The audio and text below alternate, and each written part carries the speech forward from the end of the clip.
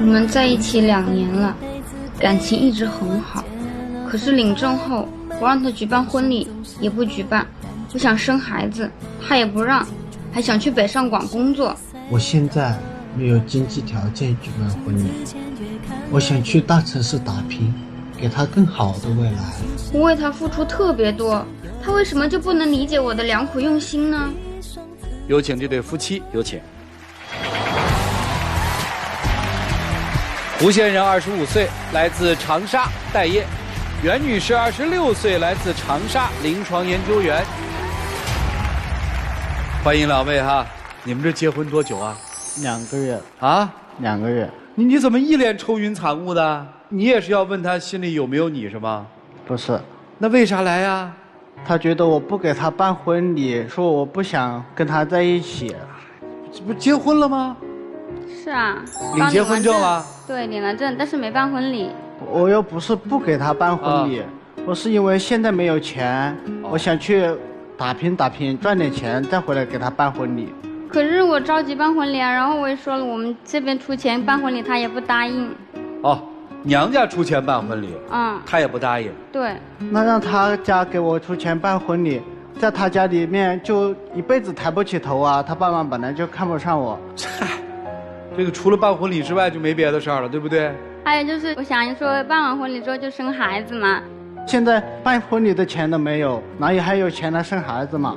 我只是想先奋斗2年，然后再去干这些事情。挺好挺好挺好。可是他想去北上广奋斗，我也要留在湖南。哦，新婚就要面临分居的是这意思吧？对，新婚就异地。你们俩谈了多久的恋爱啊？我们谈了2年多了。咋认识的？就是我在医院工作，然后他过来买药的时候认识的。哦，所以他那个时候的职业是什么？他那个时候还没有工作呢。他现在不是自由职业，那现在的职业是什么呀？你让他自己说吧。现在可不就是因为他死活让我去考那个公务员，害得我把原来的工作给辞了。你以前什么职业啊？我以前是在一家公司做测序工程师。测序工程师是吧？就是关于生物医药方面的提取实验方面的。这不是也挺好的职业吗？但是他的爸爸妈妈就看不上我这份工作，嫌我收入比较低啊，然后他就想了个办法，就偷偷给我报了个考公务员的班。我本来就不愿意去考，但是他偷偷给我报了，我没有办法，我才把原本的工作给辞掉，然后去备考这个事情。哦，等于他没工作了是吧？对，他现在没工作。那他靠什么活呢？你们俩？我有工作啊。你养活他？那你下一步怎么打算呢？考上了吗？没有考上。备考这一段时间比我当初高考的时候压力都大啊。他各个地方都管着我，什么也不让我干，把我的手机上的所有那些游戏软件都卸载啊。有时候他一想放松一下，然后就开始打游戏，我看着我就觉得他太不当回事了，就让他把手机游戏都卸载。但是我后面因为压力实在太大了，我就去了网吧打了一会儿游戏，回来被他发现了，他特地休了一个年假回来，就一天24小时就这么盯着我。我觉得他太不自觉了，别人都是自己一门心思的认认真真的考，他还要我盯着。因为他之前那份工作工资特别低，然后也没什么发展前景，然后我爸妈妈就是老是说嘛。行，您就请假来回家监督他学习。对，这监督的成果咋样啊？成果不还是没考上吗？完了后来第2次备考，因为我本来抽烟嘛，他让我戒烟，我想他让我戒烟也是为了我好，就寻思戒吧。那戒烟总得有个过程不是？然后有一次，因为心里面特别烦躁，就在家里面抽了1根烟，他回来闻到烟味儿，就给我大吵了一架。然后晚上趁我出去买东西的时候，偷偷把咱们那个门上的密码锁给换了，害得我一晚上都回不去。因为我爸妈不喜欢他抽烟，本来就不满意他，然后他还抽烟，那不就有地方挑刺了吗？你满意他吗？我觉得他挺好的，我才想跟他结婚的。那不就对了吗？但是因为我家里只有我一个嘛，我想让爸爸妈妈接受他。考公务员是你爸你妈想让他考，还是你想让他考啊？我想让他考的。那他的意见你听不听啊？我跟他说了几次，他不听。考公务员挺好的。哎，所以他现在就等于一个无业状态呗。对。你现在就天天待在家里。因为我现在待在家里，他爸妈就更加看不起我。我们俩不是租的房子住的嘛，然然后他妈妈就过来的时候偷偷把他拉到一边，然后跟他说我这也不好那也不好。然后完了他表妹不是结婚嘛，然后他妈妈还特意提着水果蔬菜什么的来我们家，说你表妹她收到多少多少彩礼，她的老公给她买了多大多大的房子，多好的车，这不是明摆着说给咱们听的吗？而且我又没有要你给我多少彩礼。他当着我的面说让你也嫁个条件这么好的，这让我怎么想嘛？那是我爸爸妈妈的看法呀，我也没要房子，没要车子，我觉得这些我们可以自己拼搏嘛。这不是想要出去拼搏吗？他就非要出去，刚刚领证才2个月就要出去。我问问哈，你们领证父母知道吗？不知道。自己偷偷领的。嗯。这领证是你们小两口的心愿呢，还是你自己的愿望啊？我让他给我领证的。我这是被逼的。那天他把那个户口本放在我面前，说我对你这么好这么好，说的好像如果我今天不跟他去领这个证，我就十恶不赦一样。我对他挺好的呀，他就是该跟我领证啊。所以你爸妈不知道你结婚了，对吧？后面知道了。当时不知道。对。你爸妈当时知道吗？我爸妈现在也知道了。当时知道吗？当时不知道。那你爸妈第一次知道你们领证的这个消息的时候，什么反应啊？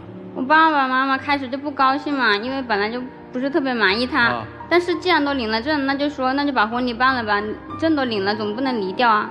你们家呢？因为我们没有提前跟他们商量，所以他们也并不怎么高兴。没被尊重嘛。所以你家现在的意见是，快速的办酒席，昭告天下。对。你们出钱，小伙子不愿意，对吧？你觉得这样一辈子抬不起头来。昭告天下的目的是为了赶紧生个娃，是吧？对。小伙子也不愿意，他就希望说，我现在要到大城市去闯荡，等我闯出一个名堂，咱再回来说，是这意思吗？是的。因为我在那边也有朋友发展的都挺不错嘛，我就也想着跟他们去发展发展，回来也能更好的娶她，更有面子一些嘛。他在那边没什么朋友，他那几个朋友我都认识，他就是在骗我。我从小到大那么多朋友，你都认识吗？那你在那边有什么朋友啊？他们干嘛的呀？你跟着他去干嘛呀？哎呀，我问问啊，你爱你老公什么？我们在一起的时候他就很温柔很体贴啊。除了温柔体贴呢？他也很细心，我觉得他挺负责任的。有责任感，对吧？对。那就勇敢的让他去闯一闯呗。可是刚刚结完婚，我不想马上就异地。好，明白了。所以现在最核心的矛盾是，我们刚刚新婚，难道就要分开吗？男生说我得去，因为要有一个美好的前程，我才能大大方方的娶你。女生说你不能去，你去了这叫结婚吗？来，老师们应该怎么办呢？我们一起进入丘比特问卷。其实挺儿戏的啊，就你们的爱是没有儿戏的啊，我相信是非常真诚的，但你们的婚姻有点儿戏了。第一，没有得到双方家长的认可；第二，你们并没有为婚后做好准备，所以才造成了今天非常尴尬的一个局面。在一起也不是，不在一起也不是。那我们来说说这个女生哈，你是认定了她一辈子是你的人，爱的人，你希望她有出息，她也希望能够承担一份丈夫的责任，所以她想出去打拼，你要给她这个机会的。她现在没有一份好的事业，她没有办法撑起你这个家，你同样得不到幸福啊。他可以留在湖南啊，不一定非要去北上广。那如果他留在湖南有发展的机会，他现在就有了，不是没有吗？这其一啊，等会儿我说他的问题，对吧？但你首先你要支持。第一，我是爱你的，你要为了你的事业，我无条件的支持你，这是我们妻子该做的，好吧？那我们说这位小男孩吧，你确认你出去不是逃避？不是，我只是想给他更好的生活。你确认在2-3年的时间内，在北上广深就能打拼出一份天地？就算不是一份天地，至少也是小有所成吧。不可能，当然有1/1000的可能。我们都是在北上广深打拼过的人，2-3年想小有所成，想能有一部分的财富回去体体面面的办婚礼生孩子，没可能，因为那边收入是高，开销也大，你基本上头2年是剩不了什么的。实在话，我们都是打拼过的，你头2年你都是在学习，在摸索，在适应，在积累，你个人的价值在那2年只能换回来最基本的生活费。3年以后可能你的多余的价值能够存下来，2、3年之内不太可能的。所以你要确认那是你想出去打拼的理由，还是想出去逃避的理由，你自己要弄清楚。如果你觉得真的不是那样的，那你就好好的在湖南，我们也能找到好的地方，好吧？是金子在哪儿都发光。好，就这样。谢谢老师，谢谢周老师。我觉得女生很单纯，你对婚姻爱情的这种向往是美好的，你是一腔热忱的认为你就留在我身边呀，你就跟我一起过日子啊，我们在湖南不愁吃不愁穿不愁房，生了孩子也没有问题。但那是你的人生，那是你一路走过来的生活，给了你这样的安全感和优越感，他没有。我相信你们在恋爱的这一段时间里是真心彼此相爱的，但是现在结婚了就没有那么简单了。女生把婚姻想得太简单，以为把它放在身边就能守得住婚姻，但你想一想，为什么你的父母不同意这个男生和你结婚？是因为他工作不够理想，挣得不够多吗？我觉得不是，是你父母觉得这个男生还没有成熟到可以担当一个丈夫应该承担的责任。男生，我想说的是，我特别同意这个周总的这种质疑啊。我觉得你是在逃避，你很清楚你的性格，你连个公务员都没有勇气，我就死磕了，你连这个都完成不了，北上广深那么容易吗？就你站在这儿这个样子，你觉得你2、3年能够扛起一片天吗？你就是承担不了眼前的责任，跑了呗。所以我觉得你可以跟他说实情啊。那我现在就是承担不了，虽然我们领了个证，我也不足以做一个丈夫。而且我觉得你这个人就真的挺纠结的，你要么就是找了一个姑娘，家庭条件好，你认了，我现在还发展的不好，但我踏踏实实的爱她，孝顺她的父母，我住人家的房也不代表我怎样，我可以贡献我更多的一份力，那又怎样呢？我不觉得你在财富上不如她，就代表你不能够好好和她相爱，不能够给她一个温暖的家。你可以啊，但你不愿意这么做。所以如果你继续这么拧巴，你不如你们2个就先冷静一下，找不纠结不拧巴的方式再相处吧，好吗？谢谢，谢谢，谢谢严老师。我问一下女生，为什么选择嫁给他这么的，即使父母不同意，你也要强嫁？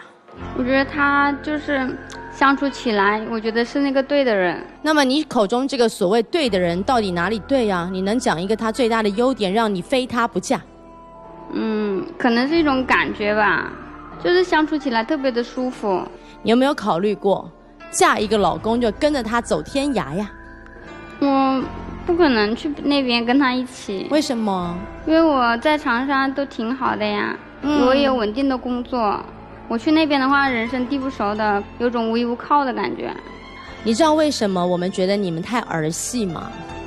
因为你并没有做好觉悟要嫁人，你只是把一个你觉得感觉对的人或者对你不错的男孩拉进了你的生活圈里面，你觉得自己该结婚了，该生娃了。你的领证啊是这样说的，我对你这么好，你就该跟我领证啊。这是一个好奇怪的逻辑哦，应该是我们2个很相爱，有共同的愿景方向跟梦想，所以我们可以领证，因为我们有能力共同撑起我们未来，所以我们差不多可以领证了，而不是反正我爸妈可以靠啊，我现在过得挺好，再加上你一个就更好了，这不叫嫁人，这太儿戏了。我跟你讲，你是在赌你的人生啊，千万不要跟他马上生小孩，你自己都还是个孩子呢，他也是个孩子，孩子带孩子是一件非常可怕的事情，怎么办？交给父母带啊？那你们2人要结婚干嘛？你们都没有负好责任对自己的小家庭，不要再增加父母的负担，别再任性了。至于男生，你想清楚吧，别逞强，别勉强，别说是他逼得我领证。但如果你真的爱他，想要撑起他的一片天，只要给你时间，你能负责他的未来。我也觉得两位老师说的对，在哪儿都能发光。有这个觉悟就结婚，没有觉悟就讲清楚，也别忽悠别人。谢谢寇老师。谢谢老师。姑娘，问你几个问题啊。首先第一个，你爹妈看不上他，对吧？嗯。你觉得你爹妈对不对？我觉得他们看到的只是表面。不对，对吧？嗯。好，你觉得你爹妈看不上他是不对的，说明他挺好的，对吧？是的。既然说明他挺好的，为什么你要让他放弃事业、换工作、不抽烟、不玩游戏？几乎他的所有的工作爱好，几乎所有事情你都改变了，为什么？你不是觉得他挺好的吗？那我也想让我爸爸妈妈接受他。你这不是认同你爹妈的吗？你觉得你爹妈觉得他不好的地方是不好的呀，所以要他改呀。你在干什么呢，姑娘？你选了一个你爹妈觉得有问题的人，然后把他强行改成你爹妈会觉得好的那个样子，你就是一个自己脑子是懵的人，然后你又有强大的推动能力、执行能力，你知道吗？就是你在做一件你认为对的事情，但所有人都是拧巴的。那如果你要真的觉得你爹妈是错的，那他不用改啊，他那个人就应该是你喜欢的样子呀。如果真的有一天你把他变成你爸妈喜欢那个样子，那和你去找一个你爸妈认为好的那个人有什么区别呢？姑娘，你是不是搞错了？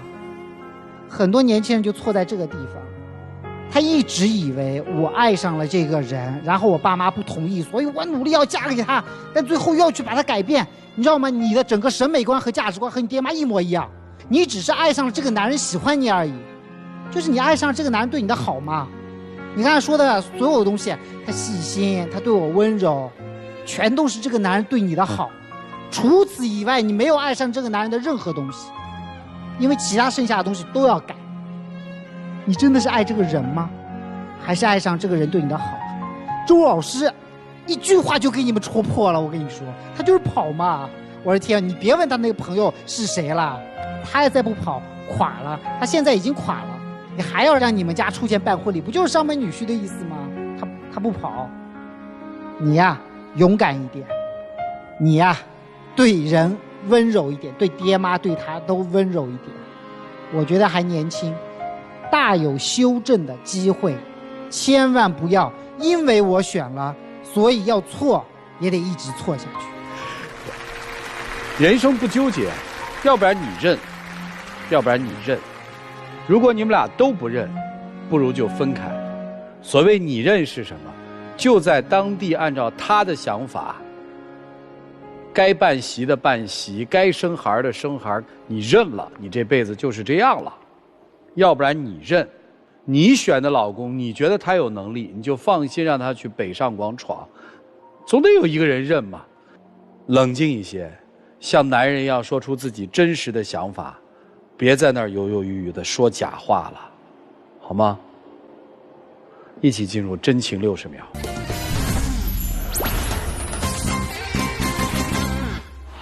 老婆，我们回家吧。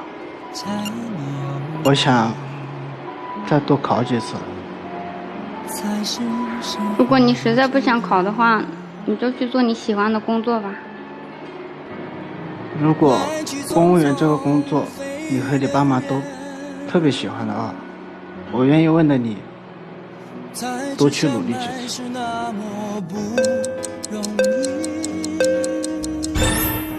就是陆琪老师那话嘛，不如当初直接找个公务员嘛，何必要改造他呢？谢谢两位，请回吧。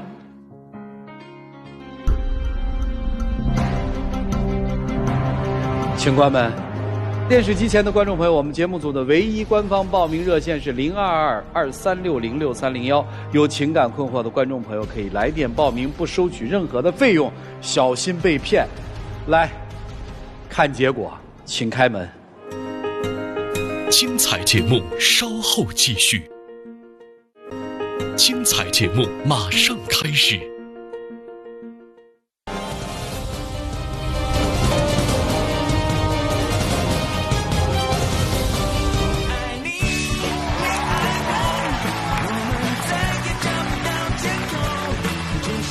所以，你会同意你老公按照自己的想法做决定，是吧？我不逼他了。就是他也可以在当地随便找一份工作，也可以考公务员，也可以去北上广深去闯荡，是这意思吧？是的。臭小子，有福气啊！珍惜这姑娘，好吧？来，我们一起见证属于这对新婚夫妻的浪漫时刻。各位，请见证。